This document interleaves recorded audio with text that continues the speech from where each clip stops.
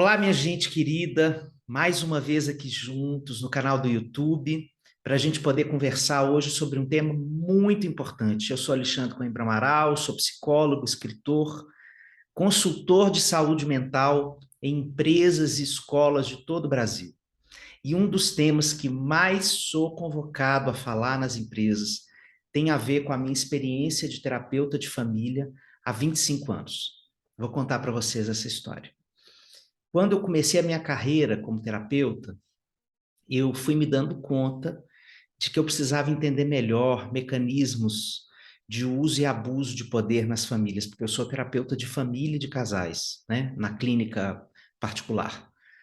E eu fui estudar esses funcionamentos, né, de relações de poder que sustentam, às vezes, experiências violentas dentro da família e dos casamentos, e fui estudar isso no Chile, com as melhores pessoas aqui na América Latina que trabalham com esse tema. Fiz meu mestrado, a minha formação clínica lá, nesse aspecto. E eu descobri que são as mesmas fundações das estruturas de poder que nas organizações promovem o assédio. Né? Então, essa é uma palavra que tem sido mais debatida na sociedade nos últimos anos e que vale muito a pena a gente se deter sobre ela, para a gente compreender o que é que acontece para que o assédio aconteça como uma prática e não como uma eventualidade, mas como uma cultura, né? E quando eu chamo de cultura, gente, eu quero fazer uma metáfora aqui para vocês entenderem. Cultura é como se fosse assim um iCloud, assim, uma nuvem, né? Quando a gente se dá conta, a gente já fez o download de um monte de crenças dessa cultura, de um monte de ideias que fundam essa cultura. Então, nós, quando nos damos conta, nós já estamos imersos nela e já aprendemos a viver desse jeito. Então, o bom das culturas é que elas também recebem upload de novas crenças, de novas práticas, de novos hábitos. E é isso que as organizações estão fazendo hoje em processos de transformação da cultura para culturas mais respeitosas e mais dignificantes do humano. Então, o nosso papo hoje é sobre assédio, que é um tema muitíssimo comum nas organizações, acontece desde sempre, só que antes as pessoas não tinham espaço para falar disso. Ou se era normalizado, por exemplo, através da figura do minha filha, você tem que engolir sapo para continuar no seu trabalho, você precisa pagar suas contas, né? Então, existia toda uma normalização, inclusive das famílias, quando a pessoa vinha relatar um episódio de assédio, que às vezes nem tinha esse nome, as famílias diziam assim: olha, mas isso aí todo emprego vai ter, todo chefe é assim, toda chefe é assim, e você vai ter que segurar a sua onda. Né? Isso faz parte do processo de amadurecer para a vida. Será que é isso mesmo? Será que é amadurecer para a vida? Sustentar e normalizar esse tipo de violência que degrada, que humilha, que dá medo, que dá raiva, que dá culpa, né, que deixa a gente confuso, que piora a produtividade, que piora o relacionamento das pessoas na organização, não vale a pena a gente normalizar isso. Não somente pela vítima, que é a primeira pessoa que a gente deve cuidar, obviamente, em situações de assédio, mas também porque nós estamos procurando construir organizações que se orgulhem do seu tecido comunitário ali, do tecido social que elas fundam, né? Que é esses grupos que se organizam com a finalidade de exercer um determinado trabalho, eles têm um funcionamento que quanto mais azeitado ele for, quanto melhor qualidade de vida no trabalho, obviamente mais produtividade e mais êxito nas metas, nas necessidades da organização, sobretudo em momentos de crise. Em momentos de crise, quando uma organização está vivendo uma demanda importante, uma situação que está colapsando de alguma forma o sossego dos diretores, dos CEOs daquela empresa, a coesão dos profissionais ela é importante para promover a alavancagem novamente daqueles números, né? E essa coesão é dada, sobretudo, pela capacidade que essas pessoas têm de se afiliarem àquela cultura e as pessoas que estão dizendo, gente, nós precisamos organizar aqui um novo fluxo de trabalho, um novo processo, a gente está vivendo uma crise e a gente vai precisar fazer algumas mudanças. Quanto mais vinculado eu estou com essa liderança que me inspira a transformar o meu trabalho em benefício da organização, melhor eu vou fazer o trabalho coletivo. E essa inspiração, ela não combina com assédio, né? O assédio, ele coloca esse poder inspiracional e motivacional de um líder na lata de lixo, né? Então, o líder que assedia, ele não tem o respeito das pessoas, ele não tem a admiração das pessoas, né? Ele promove uma discussão, às vezes, por debaixo ali do mundo do trabalho, por debaixo da mesa do escritório, né? Porque as pessoas têm medo de falar disso, sentem que podem perder o seu trabalho, que também é uma característica dos fenômenos de assédio, mas é uma dinâmica de raiva, é uma dinâmica que às vezes chega a dinâmica de ódio, né? Então, como é que a gente vai trabalhar a cultura de uma outra maneira? Esse é o ponto que eu quero conversar com vocês hoje e deixar algumas indicações de coisas que eu tenho trabalhado nas organizações, mas assim, com muitas organizações em todo o Brasil, de todos os tipos, sobre esse tema do assédio. Vamos lá. Vou compartilhar aqui a tela.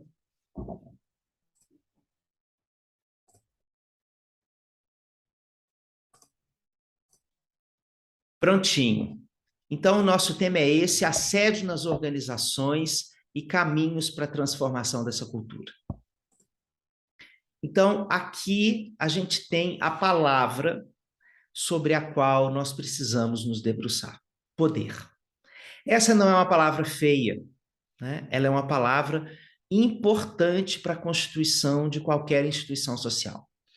Toda instituição social, ela tem em si a construção de uma estrutura de poder. O poder é a forma com que eu exerço uma hierarquia sobre uma pessoa ou um grupo. O poder é a influência que eu tenho para transformar, para manter, para oprimir, para violentar, para fazer qualquer coisa sobre esse grupo. Então, o poder me dá a oportunidade de me relacionar como uma instância que tem um lugar diferenciado, né? Mas eu posso me adequar a esse lugar com comodidade, com brilhantismo técnico, com tudo isso, mas ainda assim numa forma de atuar com esse brilhantismo técnico que inclua dinâmicas violentas. Esse poder pode ser bem exercido ou mal exercido, né? Então, a gente precisa trabalhar pela construção de organizações em que as pessoas se sintam confortáveis nos seus lugares de poder, né? Sabendo que elas merecem estar ali, que são reconhecidas pelos talentos que elas têm, que as colocaram ali naquela cadeira, né? Mas que esse poder vai ser exercido de uma forma avessa às formas que o assédio constrói os seus caminhos. Então, como é que a gente constrói um poder que assedia? É o que a Mona Fishbein, que é uma autora da terapia familiar, que eu estou trazendo uma ideia dela aqui para a gente trabalhar nas empresas, né? É o poder sobre. Poder sobre o outro é um poder que quer fazer a subjugação. É um poder que desconsidera a voz do outro, né? E que um dos seus prazeres, muitas vezes não percebidos, né, é de diminuir o outro. Essa é uma história que está incrustada nos séculos anteriores, né? O Brasil é um país que cresceu, né, com imagens de poder sobre, né? Então, nós temos elementos que, inclusive, estão ligados com amor. Então, às vezes, nós viemos de uma família em que a gente tinha um avô que a gente amava muito, que foi muito importante na nossa vida, mas que também tinha práticas de poder autoritário, de poder sobre, de poder que praticava tudo isso aqui, ó, violência física, ameaça, intimidação, humilhação, desprezo, luta pelo poder, dominação, indiferença e que gera culpa, porque ele está o tempo inteiro dizendo para o outro que ele não serve, que ele é menor, que ele é degradante, né? Então, a gente tem muitas imagens na nossa vida, construídas de pessoas que tiveram esse tipo de poder sobre nós ou sobre as pessoas que a gente ama, né? E confundido com amor. Essa transferência cultural de uma figura de poder sobre com uma figura amorosa é um dos problemas que a gente tem para entender que o poder pode ser diferente. Nós aprendemos que figuras de poder são necessariamente assim. Então, nós temos um repertório existencial que nós levamos para os nossos lugares de trabalho, quando nós, por exemplo, vamos exercer papéis de liderança, pode ser que nós tragamos, né, da nossa história, da nossa memória, né, essas imagens, esses símbolos, essas práticas que estão normalizadas no nosso coração, que estão normalizadas na nossa cabeça, né? Então, o que eu proponho como estratégia para a gente disseminar a cultura do bom exercício do poder é a gente deixar de falar de poder sobre o outro, que é o poder que assedia, para a gente falar do poder para e do poder com, que são duas formas de poder que vão construindo novas estratégias de liderança, novas formas de se aliar à equipe e, sobretudo, de respeitar o outro, né? Então, o que vem a ser isso? O poder para é um poder que é como essa mola aí. É um poder que tem flexibilidade. O poder sobre a marca daquele poder autoritário é a inflexibilidade. Eu sei o que é melhor, tudo que você me disser, eu vou te escutar para retrucar, não para aprender com você, né? E a minha verdade é o que precisa prevalecer sobre a sua, né? Tudo que você vier falar comigo, eu vou escutar como se fosse uma crítica que precisa ser destruída. Esse é o poder sobre. O poder para é um poder com flexibilidade, com capacidade reflexiva. É uma pessoa que quer ser responsável, que quer ser receptível ao outro, que quer regular emocionalmente os processos da empresa, né? Porque a empresa é um caldeirão de emoções. Chega uma normativa nova na empresa, chega um novo líder, pronto, emoções transbordadas ali dentro, né? Então, a liderança que quer construir um outro tipo de relacionamento com os seus liderados, ela tem a capacidade de usar desse poder para regular emocionalmente aquela equipe. Ela se acalma, ela se diferencia, mas sem que isso seja uma diferenciação que torture, que oprima, né? O poder, ele é uma diferenciação em relação ao resto. É claro que é um outro tipo de figura, é importante que seja, né? Mas a gente, quando está nessa forma de se relacionar no poder para, a gente faz pedidos relacionais. Que tal se nós pudéssemos pensar juntos? Ou, minha gente, está acontecendo aqui agora um problema na nossa equipe, eu estou sentindo que a gente está ansioso. Vamos conversar sobre o que está acontecendo aqui, quero escutar vocês. Então, aqui, o pedido dele é da escuta para a relação da equipe, percebe? E ele promove dinâmicas de respeito durante o conflito. Isso não é intuitivo. Nada do que eu coloquei aqui é intuitivo. Não tem a ver nem com ser uma boa pessoa, nem com ser uma má pessoa. Tem a ver com aprendizagem de modelos de figuras de poder que a gente trouxe dessa cultura em que nós estamos imersos, né? Agora, ainda tem o poder com, que é uma estratégia e uma cultura de poder, né, de exercício do poder ainda mais próxima das equipes, né? Que é um poder com responsabilidade relacional compartilhada, que cultiva o nós como um dos maiores valores da organização, né? Nós existimos juntos. E existir juntos significa reconhecer a existência de cada pessoa daquele complexo, né? Reconhecer a existência é escutar essa pessoa quando existe um dissenso, né? E isso exige dessa liderança que ela construa uma liderança empática com respeito e aceitação da diferença, né? Todo esse trabalho de D&I, de diversidade e inclusão nas organizações, ele está voltado para a gente construir esse tipo de relação das pessoas que ocupam lugares de poder com as pessoas que não ocupam o mesmo lugar de poder. E até mesmo com seus pares, né? Entre os diretores, numa mesa de reunião com o CEO da empresa, né?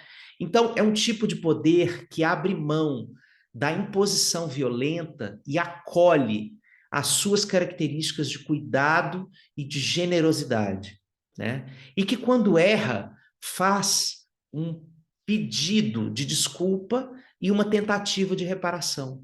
A gente admite que o erro é parte da experiência humana e que tudo bem figuras de autoridade errarem e falarem dos seus erros, né? E reparar os seus erros com as pessoas que elas acham que violentaram ou que fizeram alguma coisa muito ruim, porque isso está em nós, né? Nós somos atravessados pelas nossas emoções e e às vezes a gente manda muito mal. E quando a gente manda muito mal, é hora da gente rever essa postura, mas não é só uma revisão interna, é uma revisão com o outro, né? Isso aproxima, isso conecta e isso não faz perder a autoridade. Esse medo da desculpa e da reparação fazer a gente perder a autoridade é um medo que está relacionado às culturas mais autoritárias. Nós aprendemos que a figura autoritária tem que ser impávida e colossa, porque senão vão subir nos ombros dela, vão subir na cabeça dela, vão mandar nela. Esse é o medo do autoritário, né? Quando a gente constrói um poder a gente constrói conexão verdadeira das pessoas conosco, com o trabalho, com a finalidade daquele encontro, né? A gente, inclusive, ultrapassa em muitas vezes a finalidade daquele encontro ser específica para o trabalho e a gente se conecta com as pessoas, a gente se inspira pelas pessoas, não somente pelo líder, né? Mas a gente constrói um fluxo inspiracional na organização que faz um bem enorme. É isso que eu tenho trabalhado, nessa direção que eu tenho trabalhado, várias consultorias em saúde mental, várias palestras em organizações falando de assédio. A gente ainda poderia falar aqui sobre os assédios do tipo abuso sexual que acontece nas organizações, né? A gente espichar um pouco mais essa conversa para falar de outras categorizações de violências institucionais, mas eu acho que isso que eu trouxe aqui dá para vocês entenderem o fundamento, a direção desse trabalho, né? Um trabalho de consultoria em saúde mental nas empresas, nessa direção, ele tem o fundamento de fazer acontecer uma nova cultura, de forma pragmática, né? E de forma colaborativa. Nós convocamos todo mundo para aprendermos juntos, a nos desfazermos dessas imagens autoritárias da cultura e podermos construir outro tipo de fluxo de trabalho e de humanidade nas organizações. É isso, minha gente. Então, muito obrigado. A gente está aqui o tempo inteiro para compartilhar recursos e para transformar o poder sobre em poder para e poder com. Esse é o meu trabalho. Meu trabalho nas organizações é isso, meu trabalho com treinamentos de liderança é esse, e aqui nesse canal, em todos os lugares em que vocês quiserem me encontrar, a gente vai estar falando sobre essas dinâmicas. Eu agradeço profundamente. O meu contato no LinkedIn e no Instagram é o mesmo, @Alexandre Coimbra Amaral. Eu agradeço muito a gente ter podido estar junto aqui hoje. Um beijo enorme, um abraço, tudo de bom e a gente se vê aqui sempre. Até mais.